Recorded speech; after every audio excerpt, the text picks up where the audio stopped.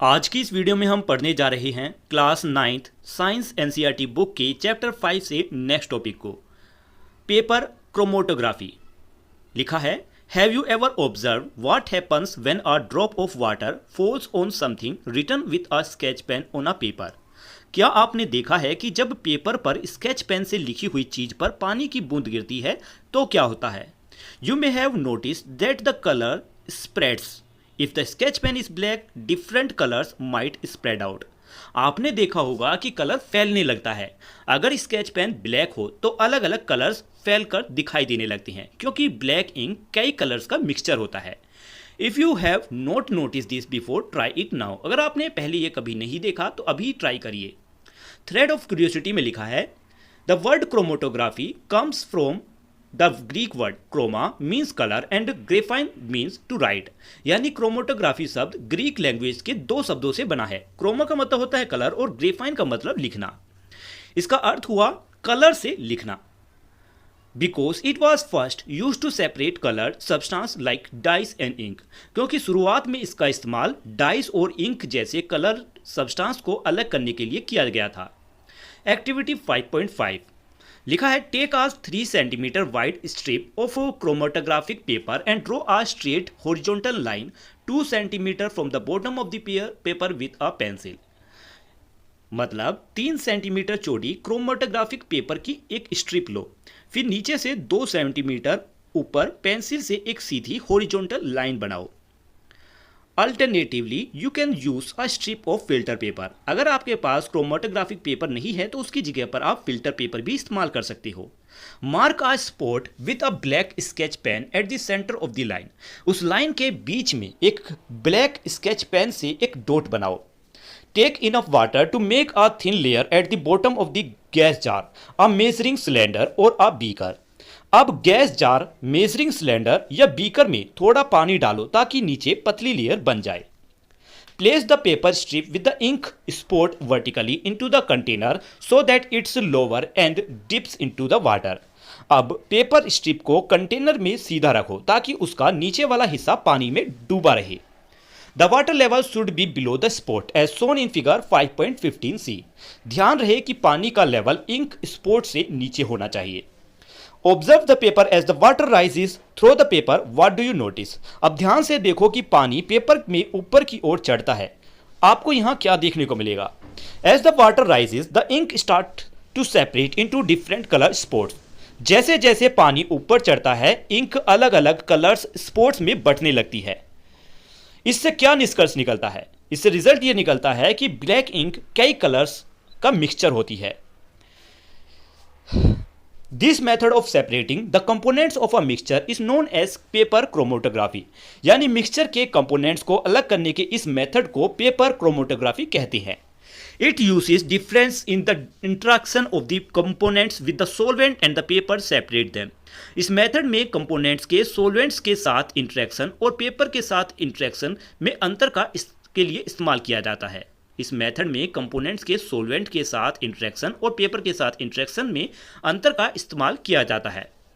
The liquid carries the substance up the paper, separate them based on how fast they move. यानी liquid substances को paper पर ऊपर की ओर ले जाता है। लिक्विड सब्सटेंसेस को पेपर की ऊपर की ओर ले जाता है। जो सब्सटेंस तेजी से मूव करता है वह ज़्यादा ऊपर जाता है। इस तरह सेपरेशन हो जाता है। You can also try this with green food color instead of blank ink and use 2% mass volume salt solution as the solvent। कि आप ब्लैक इंक की जगह ग्रीन फूड कलर भी इस्तेमाल कर सकती हैं और सोलेंट के रूप में 2% मास वॉल्यूम साल्ट सॉल्यूशन ले सकती हैं। सिमिलरली इसी तरह स्पिनच लीव्स के ग्रीन पिगमेंट्स या फ्लावर पेटल्स के कलर्ड पिगमेंट्स भी अलग अलग किए जा सकती हैं। क्या हर बार वाटर सॉल्वेंट की तरह काम करेगा? जवाब है नहीं। इन सम केसेस यानी कुछ केसेस में अलग सोलवेंट इस्तेमाल करना पड़ता है, जैसे एल्कोहल या सोलवेंट का मिक्सचर। नेक्स्ट क्वेश्चन है, how can we separate the components of heterogeneous mixture. यानी अब हम पढ़ेंगे कि हेट्रोजीनियस मिक्सचर्स के अलग अलग कंपोनेंट्स को कैसे अलग किया जाता है। Separation of to immiscible liquid. अब हम दो इमिसिबल लिक्विड्स को अलग करने के मेथड पढ़ेंगे। तो इमिसिबल लिक्विड्स क्या होती हैं? ऐसे लिक्विड जो आपस में नहीं मिलते, जैसे ऑयल और वाटर। आप नॉन यूनिफॉर्म मिक्सचर के बारे में पढ़ चुके हैं, यानी ऐसे मिक्सचर जिन्हें सब्सटेंसेस समान रूप से नहीं मिले होते। Have you notice what happen when water falls into a container that has oil? क्या आपने देखा है कि जब ऑयल वाले कंटेनर में पानी डाला जाता है तो क्या होता है? The oil and water from separate layer. Oil और वाटर अलग अलग लेयर्स बना लेते हैं, वे आपस में नहीं मिलते, इसीलिए उन्हें इमिसिबल लिक्विड कहते हैं। इसी तरह सैंड और वाटर नहीं मिलते, आयरन फिलिंग और सल्फर भी अलग रहती हैं। ये सभी एग्जाम्पल हेट्रोजीनियस मिक्सचर के हैं। अब क्वेश्चन ये है कि how can you separate the components of mixture of to immiscible liquid. अब क्वेश्चन यही पूछा गया है कि दो इमिसिबल लिक्विड्स को अलग कैसे करेंगे। तो आइए मस्टर्ड ऑयल और वाटर को अलग करने की प्रोसेस को समझते हैं। Activity 5.6, pour a mixture of 5 milliliter mustard oil and 20 milliliter water into a 50 milliliter separating funnel।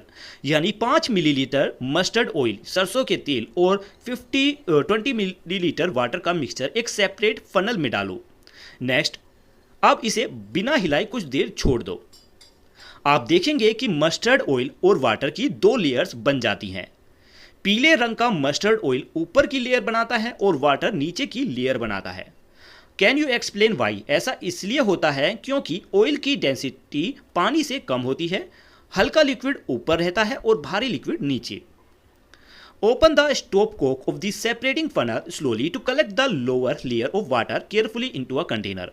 अब सेपरेटिंग फनल का स्टॉप कॉक धीरे धीरे खोलो और नीचे वाले वाटर लेयर को कंटेनर में इकट्ठा करो। Close the stopcock when the water is almost fully drain. जब लगभग सारा पानी निकल जाए तब स्टॉप कॉक बंद कर दो।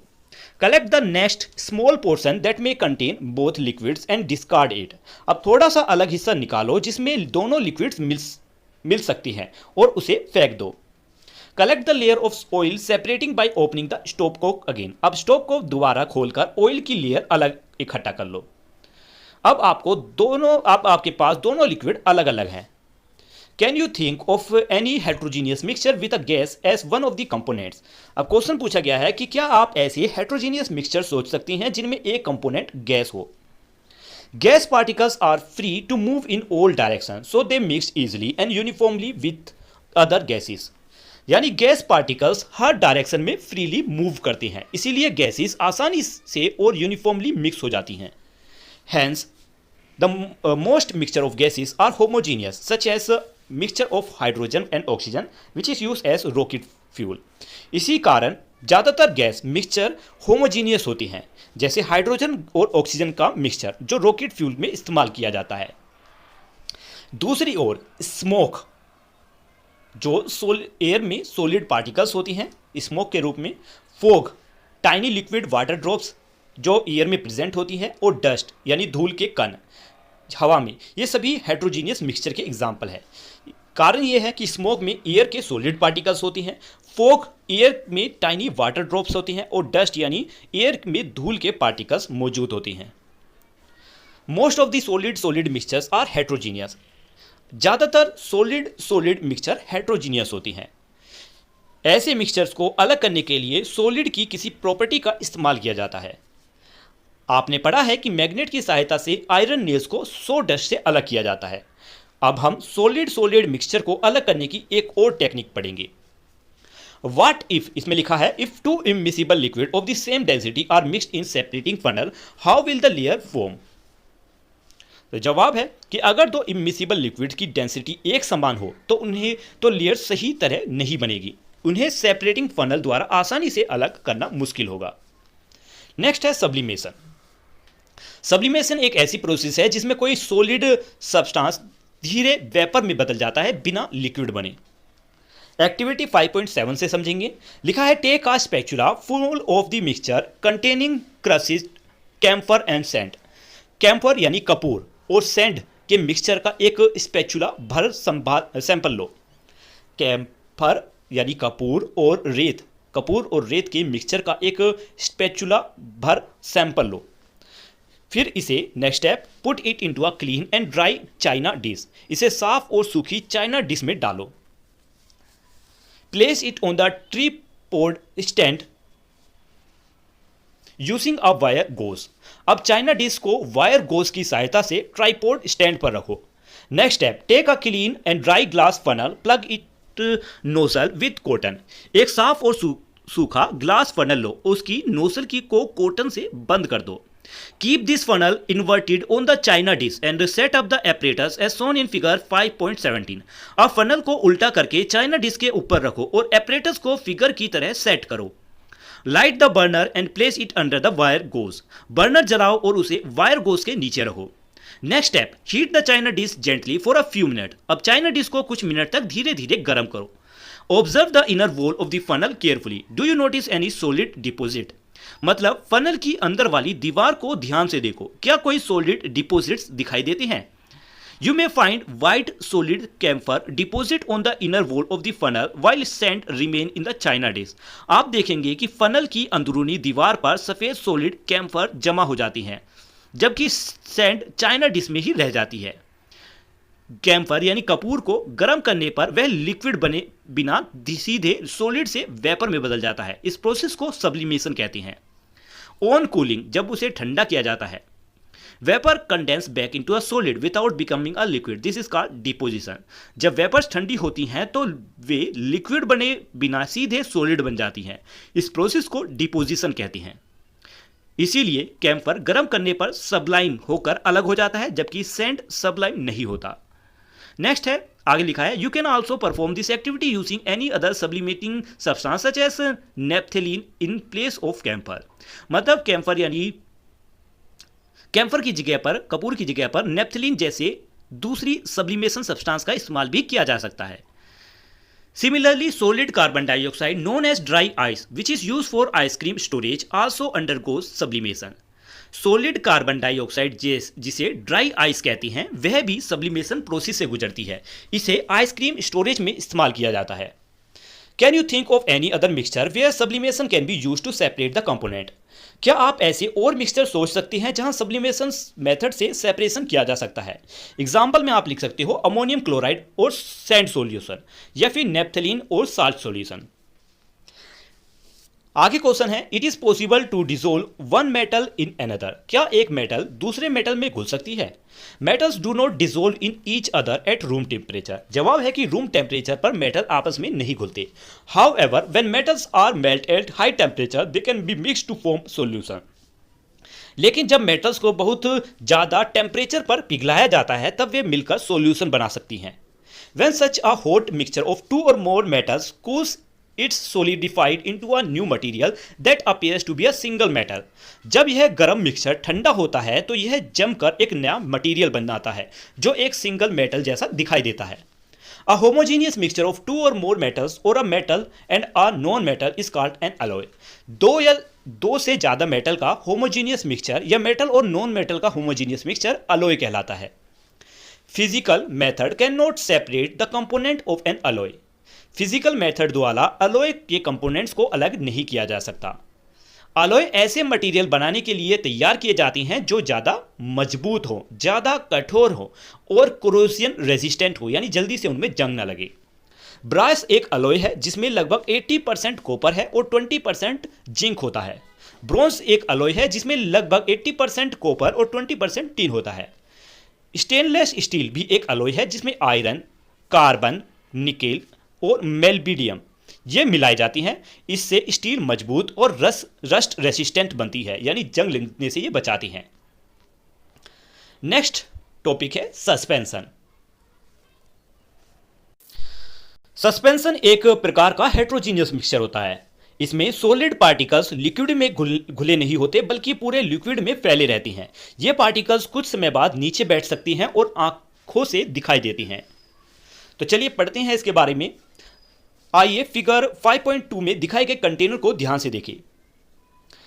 No matter how well you stir the sand particle can be seen clearly unlike in a solution where the solute particles are not visible, चाहे मिक्सचर को कितना भी अच्छे से स्टीर करो सैंड के पार्टिकल्स साफ दिखाई देते हैं, लेकिन सॉल्यूशन में सोल्यूट पार्टिकल्स दिखाई नहीं देते। Such heterogeneous mixture in which the solid particles do not dissolve but remain suspended through the bulk of the medium water are called suspension. ऐसे हेट्रोजीनियस मिक्सचर जिनमें सॉलिड पार्टिकल्स घुलते नहीं है बल्कि पूरे लिक्विड में फैले रहती हैं उन्हें सस्पेंशन कहती हैं. In the case of a suspension, the particles of undissolved substance are large in size than the particles present in the solution. Suspension में पार्टिकल्स का साइज सॉल्यूशन के पार्टिकल के साइज से बड़ा होता है. Particles of a suspension are visible to the naked eye. Suspension के particles आंखों से साफ साफ दिखाई देते हैं. सस्पेंशन के कुछ और एग्जाम्पल हैं, जैसे पानी में सो डस्ट का होना, पानी में टी लीव्स का होना. अब क्वेश्चन है कि अब हम मडी वाटर से मिट्टी को कैसे अलग कर सकती हैं. इसके लिए if you leave a container of muddy water undisturbed the heavier mud particles settle at the bottom and the water may still appear cloudy. अगर मडी वाटर को यानी कीचड़ से भरे पानी को बिना हिलाए छोड़ दें तो भारी मिट्टी के नीचे बैठ जाती है, लेकिन पानी फिर भी गंदा दिखाई दे सकता है. You can filter the muddy water through a cotton cloth और फिल्टर पेपर. लेकिन आप मडी वाटर को कॉटन क्लॉथ या फिल्टर पेपर से फिल्टर कर सकती हैं. While some large particle will be removed, the water often remains cloudy. इससे बड़े बड़े पार्टिकल्स हट जाती हैं लेकिन पानी फिर भी क्लाउडी रह सकता है. दिस सोर्स इससे पता चलता है कि टाइनी पार्टिकल्स को हटाने के लिए फिल्ट्रेशन हमेशा पर्याप्त नहीं होता. अगर पानी फिर भी साफ ना हो तो उसे और कैसे साफ करेंगे. ऐसे केसेस में सेंट्रीफ्यूगेशन और कोगुलेशन जैसी टेक्निक इस्तेमाल की जाती है. अब हम इन्हीं प्रोसेस को पढ़ेंगे. फर्स्ट है सेंट्रीफ्यूगेशन. सेंट्रीफ्यूगेशन एक ऐसी सेपरेशन टेक्निक है जिसमें मिक्सचर को बहुत तेज गति से घुमाया जाता है. इससे भारी पार्टिकल्स नीचे बैठ जाते हैं और हल्के लिक्विड ऊपर रह जाता है. आइए इसे एक गेम के जरिए समझते हैं. Choose a partner. एक पार्टनर चुनो और फिगर की तरह हाथ पकड़ो, जैसे फिगर 5.18 में दिखाया गया है. अब दोनों गोल गोल घूमो. क्या आपको बाहर की ओर खिंचाव महसूस होता है ऐसा करते वक्त? इसी तरह की फोर्स सेंट्रीफ्यूगेशन में मिक्सचर को अलग किया जाता है. इस तरह ही फोर्स सेंट्रीफ्यूगेशन में मिक्सचर को अलग किया जाता है.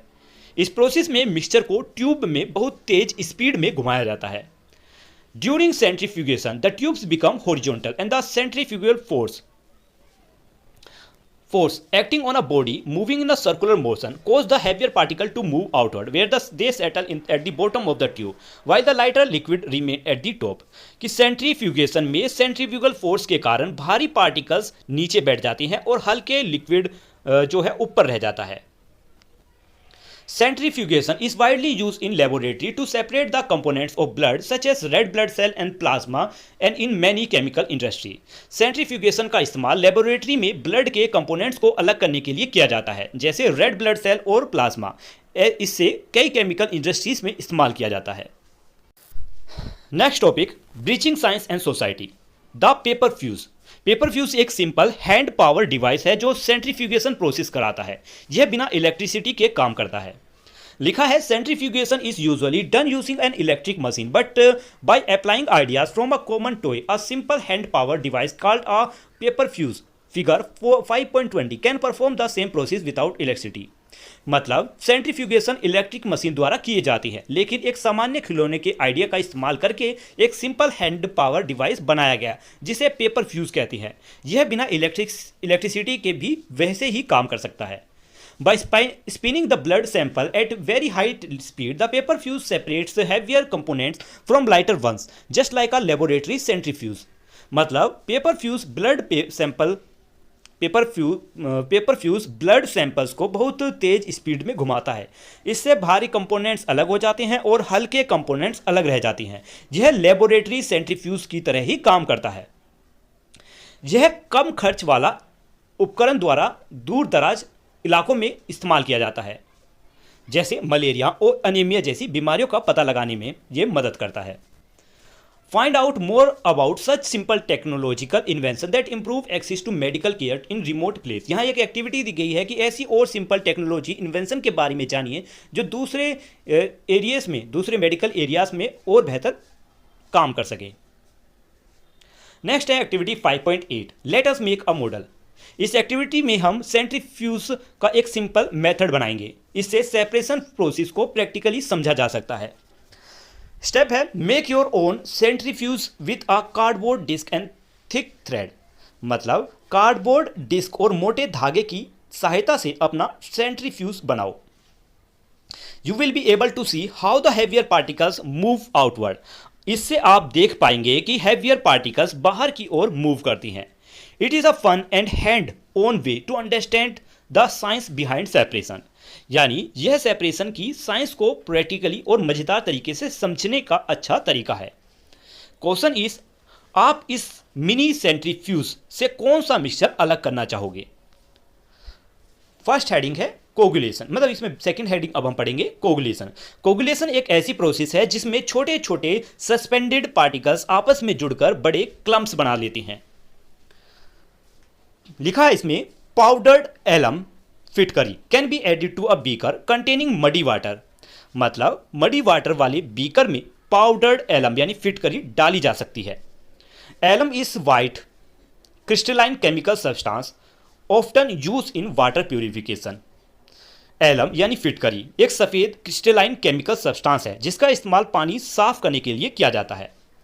The alum causes the fine suspending particles to clump together, alum छोटे सस्पेंडेड पार्टिकल्स को आपस में जोड़ देती है। इस प्रोसेस को कोगुलेशन कहती है। यहाँ एलम एक कोगुलेंट की तरह काम करता है। These large clumps thus form settle by gravity as shown in figure and can be separated from water by decantation or filtration, मतलब बने हुए बड़े क्लम्प्स ग्रेविटी के कारण नीचे बैठ जाती हैं, इसे सेडिमेंटेशन कहते हैं। फिर इन्हें डिकेंटेशन या फिल्ट्रेशन द्वारा अलग किया जा सकता है। क्वेश्चन है कि क्या आप डेली लाइफ में होने वाले किसी और कोगुलेशन प्रोसेस के बारे में सोच सकते हैं? अगर हाँ तो बताइए। आगे लिखा है the formation of cheese from milk also involve coagulation in which acid is use as coagulant, मतलब दूध से पनीर बनाना भी कोगुलेशन का ही एग्जाम्पल है। इसमें लेमन जूस या विनीगर कोगुलेंट की तरह काम करते हैं। यह मिल्क प्रोटीन को कोगुलेट करके पनीर बना देती हैं। अब नेक्स्ट टॉपिक है कोलोइड्स। कोलोइड्स ऐसे मिक्सचर होती हैं जिनके पार्टिकल्स बहुत छोटे होते हैं, वे पूरी तरह सॉल्यूशन जैसे भी नहीं होते और सस्पेंशन जैसे भी नहीं होते।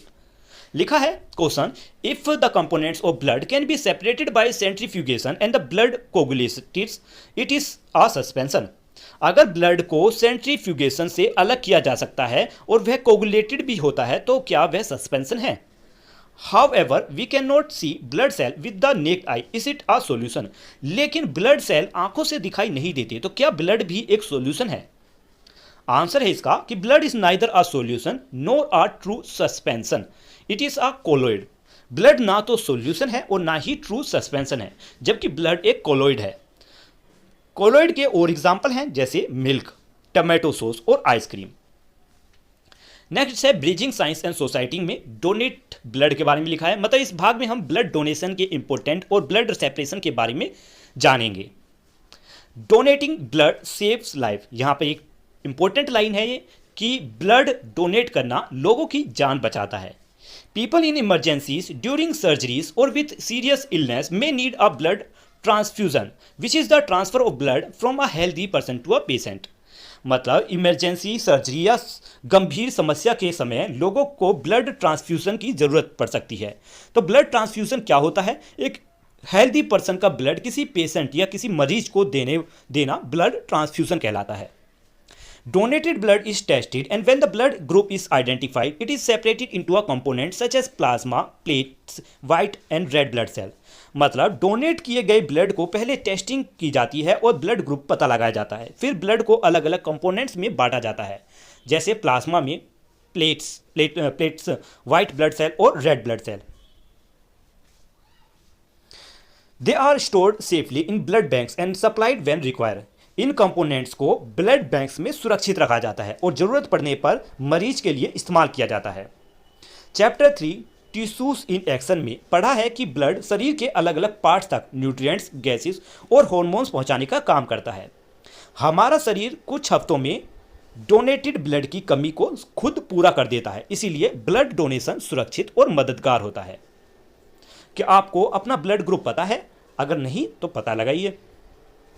आगे लिखा है कि अब हम समझते हैं कि कोलोइड्स क्या होती हैं। कोलोइड्स सॉल्यूशन और सस्पेंशन को कैसे अलग होती हैं। How are they different from solution and suspension, मतलब कोलोइड्स सॉल्यूशन और सस्पेंशन से कैसे अलग होते हैं। Can you think of some other substance that could be colloid, क्या आप कुछ और सब्सटेंसेस सोच सकते हैं जो कोलोइड्स हो सकती हैं। जैसे आंसर में आप बता सकते हो butter, jelly, fog, whipped cream. Solution, suspension and colloids differ mainly in the size of the dissolved or the suspended particles, मतलब सॉल्यूशन, सस्पेंशन और कोलोइड्स में मुख्य अंतर उनके पार्टिकल्स के साइज का होता है। सॉल्यूशन में पार्टिकल्स सबसे छोटे होते हैं, उनका साइज 1 नैनोमीटर से भी कम होता है। कोलोइड के पार्टिकल्स का साइज 1 to 1000 नैनोमीटर होता है। सस्पेंशन के पार्टिकल सस्पेंशन के पार्टिकल इससे भी बड़े होते हैं, 1000 नैनोमीटर से ज़्यादा। सस्पेंशन के पार्टिकल समय के साथ नीचे बैठ जाते हैं, लेकिन कोलोइड्स के पार्टिकल नीचे नहीं बैठते। कोलोइड के पार्टिकल्स पूरे मिक्सचर में एक समान रूप से फैले रहते हैं, बिल्कुल सॉल्यूशन की तरह। नेक्स्ट टॉपिक है टिंडल इफेक्ट। टिंडल इफेक्ट यानी जब लाइट किसी कोलोइड या सस्पेंशन से गुजरती है तो उसके पार्टिकल्स लाइट को फैला देती हैं। इस फिनोमिना को टिंडल इफेक्ट कहते हैं। आइए एक्टिविटी 5.1 के जरिए इसे याद करें। What happened to the thin beam of laser light when it was passes through the beaker containing the mixture?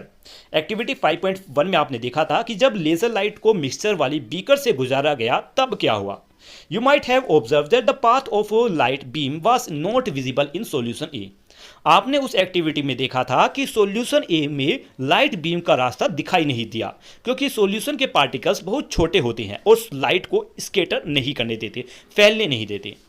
The particle in suspension B spread the beam of light making its path visible. Suspension B में आपने देखा था कि particles ने light को फैला दिया, इसका कारण लाइट का रास्ता दिखाई देने लगा। और मिक्सचर सी में भी लाइट का पाथ दिखाई दिया, इससे पता चलता है कि उसके पार्टिकल्स भी लाइट को स्कैटर कर रहे थे, भले ही मिक्सचर होमोजीनियस जैसा दिख रहा था। Question is have you ever observe light scattering by particle in your surrounding, कि क्या आपने भी कभी अपने आसपास लाइट स्कैटरिंग देखी है या नहीं। The scattering of light by the particle is known as Tyndall effect, मतलब पार्टिकल्स द्वारा लाइट के फैलने को ही टिंडल इफेक्ट कहते हैं। It is called so because it was first explained by the scientist John Tyndall, who studied the scattering of light by particles. इस effect का नाम साइंटिस्ट जॉन टिंडल के नाम पर रखा गया, उन्होंने पार्टिकल्स द्वारा लाइट स्कैटरिंग के पर स्टडी की थी। This effect can also be observed when a fine beam of light enters a dark room through a small hole. यह इफेक्ट तब भी देखा जा सकता है जब डार्क रूम में छोटे होल्स से लाइट की पतली बीम अंदर जाती है। This happens because light gets scattered by the dust and smoke particles in the air. ऐसा इसलिए होता है क्योंकि हवा में मौजूद डस्ट और स्मोक पार्टिकल लाइट को स्कैटर करते हैं। ऐसा इसलिए होता है क्योंकि हवा में मौजूद डस्ट और स्मोक पार्टिकल्स लाइट को स्कैटर करती हैं, लाइट को फैला देती हैं। आपने स्पोर्ट स्टेडियम की फ्लड लाइट्स में भी यह फिनोमिना देखा होगा, वहाँ लाइट का रास्ता साफ दिखाई देता है। थिंक्स ऑफ सम एग्जाम्पल, ऐसे ही कुछ एग्जाम्पल सोचिए, जैसे फॉग में vehicles headlight, projector light, sunlight entering a dusk room, ये सभी एग्जाम्पल इसी के हैं। Light scattering of light occurs when it passes through a colloid or a suspension but not when it passes through a transparent solution. Light scattering colloid और suspension में होती है, लेकिन ट्रांसपेरेंट सॉल्यूशन में नहीं होती। The components of colloid are called the disperse phase and the disperse medium. Colloid के components को disperse phase और disperse medium कहा जाता है। The solute-like components or the dispersed particle in a colloid form the disperse phase and the component in which the disperse phase is suspended is known as dispersion medium. मतलब colloid में जो particles फैले रहती हैं उन्हें disperse phase कहती हैं, और जिस मीडियम में वे फैले रहती हैं उसे डिस्पर्सन मीडियम कहती हैं। नेक्स्ट है threads of curiosity. Some common colloids we encounter in our daily lifes have both the disperse phase and the disperse medium as liquid, यानी हमारे डेली लाइफ में कुछ कोलोइड्स ऐसे होते हैं जिनमें डिस्पर्स फेज भी लिक्विड होता है और डिस्पर्स मीडियम भी लिक्विड होता है। इनको इमल्सन कहती हैं, इमल्सन्स। Emulsions containing oil and water are further classified as oil in water and water in oil, depending on the nature of dispersed phase and the dispersed medium. Oil और water वाली इमल्सन्स को दो प्रकारों में बांटा जाता है। पहला ऑयल इन वाटर और second is water in oil. यह एक बात पर निर्भर करता है कि डिस्पर्स फेज कौन सा है और डिस्पर्सन मीडियम कौन सा है, जैसे ऑयल का पानी में डालना या फिर पानी का ऑयल में डालना। Milk and vanished cream are common example of oil in water emulsion, where butter, body lotion, cold cream etc are example of water in oil emulsion. यहाँ पर आप देखोगे कि ऑयल इन वाटर के एग्जाम्पल आपको दिए गए हैं, मिल्क और vanish cream. Water in oil emulsion के एग्जाम्पल हैं बटर, बॉडी लोशन और cold cream. Some medicine are prepare as emulsion to disperse them in water and make them easily palatable. मतलब कुछ मेडिसिन को इमल्सन्स के रूप में बनाया जाता है ताकि वे पानी में अच्छी तरह मिल जाए और आसानी से पी जा सकें। This is also reduce the greasy feeling of the liquid medicine. इससे लिक्विड मेडिसिन की चिकनाहट भी कम हो जाती है। The presence of emulsifying agents stabilize emulsion. Emulsifying agent emulsions को स्टेबल बनाए रखते हैं, यानी ऑयल और वाटर को जल्दी अलग नहीं होने देते। एग्जाम्पल है मिल्क और बटर में मौजूद प्रोटीन इमल्सिफिकेशन एजेंट्स की तरह काम करती हैं। आप खुद भी इमल्सन्स बना सकते हैं। इसके लिए आपको थोड़ा कुकिंग ऑयल और वाटर सोप सॉल्यूशन वाला पानी चाहिए। अच्छी तरह उन्हें मिलाकर सेक करें। सोप सॉल्यूशन इमल्सिफिकेशन एजेंट की तरह काम करेगा। आगे लिखा है we use various properties such as size, density and solubility to separate mixtures. मतलब मिक्सचर्स को अलग करने के लिए हम कई प्रॉपर्टीज का इस्तेमाल करते हैं, जैसे साइज, डेंसिटी और सोल्यूबिलिटी। इन प्रॉपर्टीज के आधार पर सब्सटेंसेस को अलग किया जाता है। However separation is not always simple. लेकिन मिक्सचर को अलग करना हमेशा आसान नहीं होता, यानी कुछ मिक्सचर को अलग करना बहुत कठिन होता है।